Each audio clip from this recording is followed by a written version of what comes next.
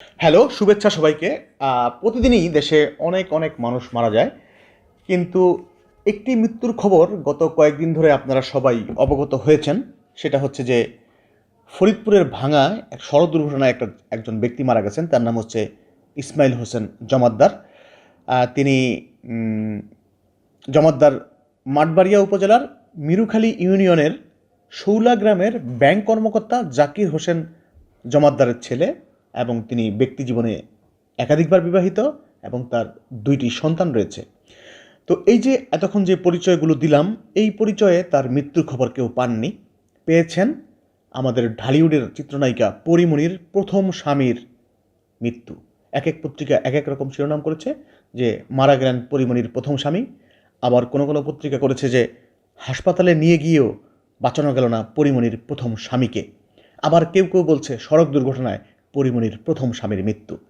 এখন আমার একটা ছোট্ট প্রশ্ন আছে, বিশেষ করে দেশের যারা বোদ্ধা সাংবাদিক, জাতির বিবেক যাদের বলা হয়, সেই সাংবাদিকদেরই একটা অংশ পার্ট বিনোদন সাংবাদিকতা যারা করেন তাদের প্রতি, যে এই যে ইসমাইল হোসেন জমাদ্দার মারা গেলেন, তিনি সড়ক দুর্ঘটনায় মারা গেছেন।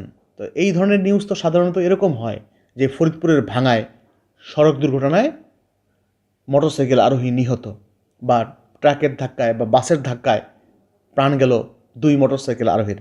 ও বলে রাখি, এখানে ইসমাইল হোসেন জমাদ্দারের বন্ধুও ছিল, তারা দুজন মোটরসাইকেলে ছিলেন এবং তার বন্ধুকে গুরুতর অবস্থায় হাসপাতালে ভর্তি করা হয়েছে এবং সেখানে তার একটি পা কেটে ফেলা হয়েছে।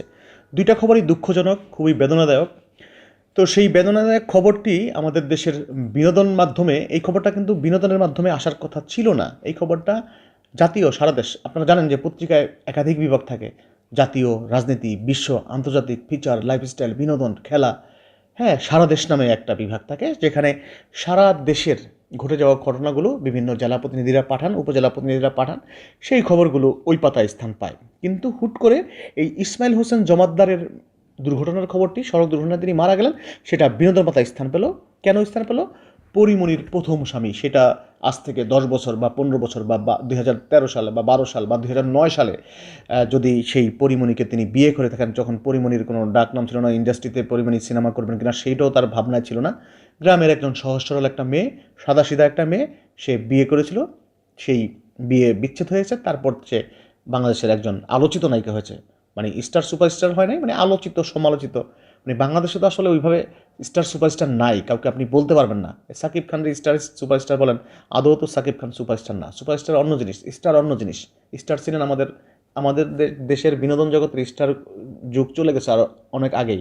রাজ্জাক, আলমগীর, সোহেল রানা, কবরী, ববিতা, শাবানা, এরা ছিলেন আমাদের স্টার সুপারস্টার। যাই হোক, তো সেই আলোচিত সমালোচিত নায়িকা তার প্রথম স্বামী মারা গেল, সেই খবরটা আমাদের বিনোদন সাংবাদিকরা বিনোদন পাতায়, একটা সড়ক দুর্ঘটনার খবর, সেটা বিনোদন পাতায় নিয়ে আসলেন ধুম করে।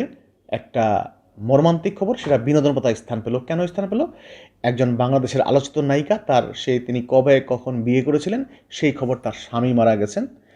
এখানে কিন্তু দেখেন, তার যে ছেলে আছে, তার যে দুইটি সন্তান আছে এবং তার যে ওয়াইফ আছে, তাদের কোনো নাম গন্ধ উল্লেখ আসে নাই, শুধু তার বাবার নাম। তার বাবা একজন ব্যাংক কর্মকর্তা। তো এই যে আমাদের মিডিয়ার অবক্ষয়, এই যে আমাদের বিনোদন সাংবাদিকতার অবক্ষয় এবং অপব্যবহার সাংবাদিকতার, এটা আসলে খুবই ভাবায় আমাকে এবং আপনাকেও। হয়তো যারা এই নিউজটা দেখেছেন, এই নিউজটা আমি ব্যক্তিগতভাবে, আমি একজনের মৃত্যুর খবর প্রকাশিত হয়েছে, সেখানে আমি হাহারিয়ে দিব সেরকম মানসিকতা আমার নাই, এবং আমার মনে হয় দেশের 80% 90% মানুষেরও নাই। ব্যক্তিবিশেষে গত 15 বছরে একটা নির্দিষ্ট দলের নেতাকর্মীদের উপর একটা মানুষের ক্ষোভ ছিল। সেখানে আমরা দেখেছি সেই দলের নেতাকর্মীরা কেউ অসুস্থ হলে তাদের সেই অসুস্থতার খবরে হাহা রিয়েক্ট দিত, বা কেউ মারা গেলে সেখানেও আমরা হাহা রিয়েক্ট দিতে দেখেছি। কিন্তু সাধারণভাবে একজন দেশের সাধারণ মানুষ মারা যাবে সড়ক দুর্ঘটনায়, সেই খবরে হাহা রিয়েক্ট করবে, সেটা সেই রকম মানসিকতার মানুষ মনে হয় বাংলাদেশে একজনও নাই। কিন্তু আমরা কি দেখলাম? এই যে ইসমাইল হোসেন জমাদ্দার মারা গেলেন, তাকে নিয়ে যে মিডিয়ায় ব্যাপক আলোচনা হলো, সেই মৃত্যুর খবরে মানুষ হাহা রিয়েক্ট দিতেও দেখেছি। মানে হাহা রিয়েক্টটা আসলে ইসমাইল হোসেন জমাদ্দারকে উদ্দেশ্য করে দেয় নাই, তিনি মারা গেছেন সেজন্য দেয় নাই, দিয়েছে বিনোদন সাংবাদিকতার রুচি এবং তাদের বিবেক বোধ দেখে। হ্যাঁ, যেটা আসলে আমারও এখন উচ্চস্বরে এই বিনোদন সাংবাদিকদের বিবেক এবং এই তাদের এই মাথার যে থিঙ্কিং বা তাদের মাথার যে ঘিলু, ওটা দেখে আমারও হি হি করে হাসতে ইচ্ছা করছে যে একটা সাধারণ একটা মর্মান্তিক খবর সে বিনোদন পাতায় স্থান করে দিলেন। আসলে এটা কি হয়, এটার একটা যৌক্তিক কারণ আছে। আমি কথা বলেছি কয়েকজন বিনোদন সাংবাদিকদের সাথে, তো তারা বলেছেন আসলে নিউজের কাটতি, এখন তো আসলে নিউজের ক্লিক, অনলাইনে নিউজের ক্লিক, পত্রিকার তো চল উঠে গেছে, এখন পত্রিকা বড় বড় পত্রিকাই এখন ছাপে অল্প কিছু। তো এই যে অনলাইনে একটা নিউজ কতগুলো ক্লিক হলো, কত হাজার শেয়ার হলো, কতকে 1K 2K 8K 10K 15K 20K, একটা প্রতিযোগিতা আছে, মানে কোন নিউজটাকে কতটুকু ক্লিক করা যায়, কত কে ক্লিক করা যায়, কত কে শেয়ার করা যায়, কত কে লাইক আনা যায়, একটা অসুস্থ প্রতিযোগিতা। সেই প্রতিযোগিতায় সায় দিয়েছেন পত্রিকার ঊর্ধ্বতন কর্মকর্তারাও, যেমন নির্বাহী সম্পাদক আছেন বা ফিচার এডিটর আছেন বা সম্পাদক মহোদয় পর্যন্ত। তো আসলে এই অসুস্থ প্রতিযোগিতা থেকে বের হয়ে আসলে কিছু জিনিস আসলে আমাদের এড়ায় যাওয়া উচিত ভাই। এই যে একটা লোক মারা গেলেন, তাকে নিয়ে আপনারা হাসি ঠাট্টায় পরিণত করলেন, সেই লোকটা তো ভাই পরিমণির সাথে তার কোনো সম্পর্কই ছিল না, তাদের বিবাহ হয়েছে, বিচ্ছেদ হয়ে গেছে, এরপর লোকটা বিবাহ করেছে, তো সেখানে তাদের দুইটা সন্তান আছে। তার মানে সেই লোক কি পরিমণিকে মনে রেখেছে, বা পরিমণি কি তাকে মনে রেখেছে? এই যে একটা নোংরামি বা নোংরা একটা খেলা খেললেন আপনারা। তো আমি চাইবো যে আসলে এই যে বিনোদন সাংবাদিক তো আছেই, পাশাপাশি সংবাদপত্রে বা সংবাদ পোর্টালে যেসব ঊর্ধ্বতন কর্তা ব্যক্তিরা আছেন, তাদের বিবেক জাগ্রত হোক। আর এই যে ইসমাইল হোসেন জামাতদাররা মরার পরে হাসির পাত্র না হোক। সবাই ভালো থাকবেন, ধন্যবাদ।